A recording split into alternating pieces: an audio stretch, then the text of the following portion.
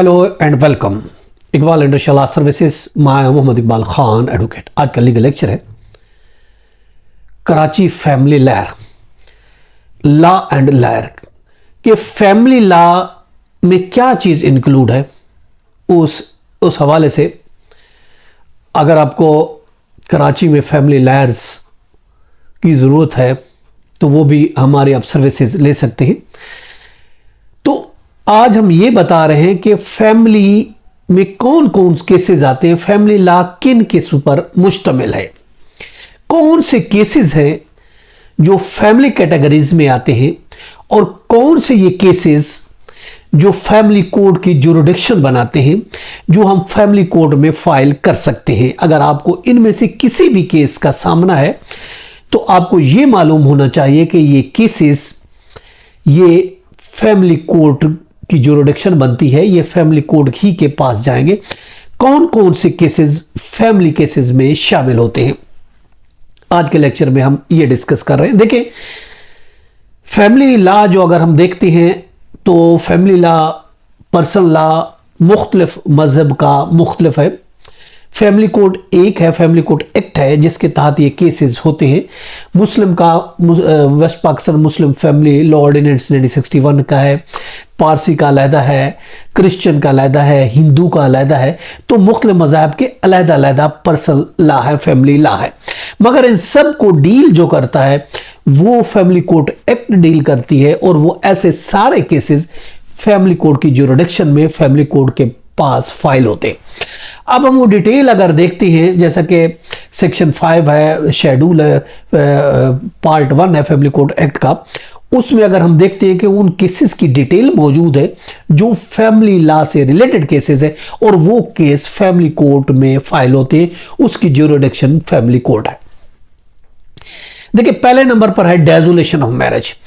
डेजुलेशन of marriage के जितने भी केसेस हैं उसमें खुला भी है और डेजुलेशन मुस्लिम मैरिज एक्ट 1939 है। डेजुलेशन मुस्लिम मैरिज एक्ट 1939 के रिलेटेड जितने भी केसेस हैं जो सेक्शन 2 में मौजूद है, डिटेल में हम नहीं जाएंगे, उस पर ऑलरेडी लेक्चर मौजूद है। उसके जितने भी केसेस हैं वो फैमिली कोड में आते हैं। इसके अलावा डावर के केसेस हैं। डावर हक मैरिज चाहे डफर्ड है या फिर प्रॉम्प्ट है, इससे रिलेटेड लेन देन से रिलेटेड जो भी केसेस होंगे वो फैमिली केसेस में आते हैं और उसको फैमिली लॉ में मौजूद है और फैमिली कोड की जुरिडिक्शन है और इसको फैमिली लॉयर डील करता है। इसके अलावा मेंटेनेंस है, एलिमोनी है, खर्चा है जो कि चाहे बीवी का खर्चा है, चाहे बच्चे का खर्चा है, चाहे वो इंटरम है या फाइनल है, किसी किस्म का कोई खर्चा है, एलिमोनी है, कोई वाइफ की सपोर्ट है, ये सारे खर्चे फैमिली कोड में आते हैं और फैमिली लॉ में मौजूद है और फैमिली कोड की जुरिडिक्शन है। इसके अलावा रेस्टिट्यूशन ऑफ कंजुगल राइट्स, जो कि हक के ज़ौजियत, restitution of the conjugal rights है, हक के ज़ौजियत का केस है, उर्दू में बाजू दावा भी कहते हैं। चाहे क्रिश्चियन है, हिंदू है, मुस्लिम है, ये सारे केसेस रिलेट करते हैं फैमिली लॉ को और फैमिली कोर्ट में डील होते हैं और इसको डील करता है फैमिली लॉयर। इसके अलावा चाइल्ड ऑफ कस्टडी है और विजिटेशन राइट है, बच्चों की कोई परमानेंट कस्टडी लेना चाहता है या फिर विजिटेशन राइट क्लेम करना चाहता है तो ये भी फैमिली कोड की जुरिडिक्शन है और फैमिली लॉ में आता है और इसको फैमिली लॉयर ही डील करते हैं। और इसके अलावा गार्डियन से रिलेटेड, बच्चों की गार्डियनशिप लेनी है, माँ ने लेनी है, बाप ने लेनी है या कोई तीसरा फरीक गार्डियनशिप के लिए अप्लाई करता है तो ये भी जुरिडिक्शन फैमिली कोड की बनती है और ये फैमिली लॉयर डील करेगा, फैमिली कोड में केस फाइल होगा।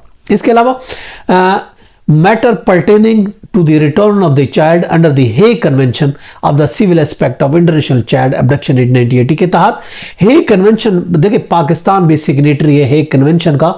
अगर कोई बच्चा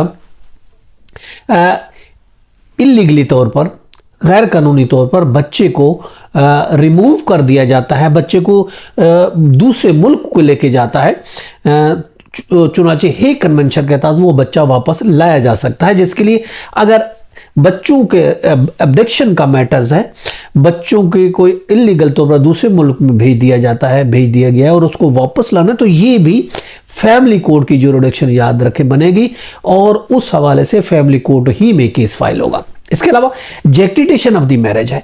अगर कोई फरीक हस्बैंड या बीवी किसी शादी को नहीं मानता, उनके नज़दीक दूसरी फरीक ने कि जेली डॉक्यूमेंट बना के मुझे बीवी बना रहा है या शोहर बना रहा है, तो ये जेक्टिटेशन ऑफ द मैरिज का केस होगा। फैमिली कोड की जुरिडिक्शन है और फैमिली लॉयर ही इसको डील करेगा। इसके अलावा डावर, हक महर, डावरी, जहेज जो है उसको लेने या देने का कोई भी अगर मैटर्स है तो पर्टेन करता है फैमिली लॉ से रिलेटेड, और इसको फैमिली कोड ही डील करेगी। जुरिडिक्शन फैमिली कोड की, फैमिली लॉयर ही इसको डील करेगा।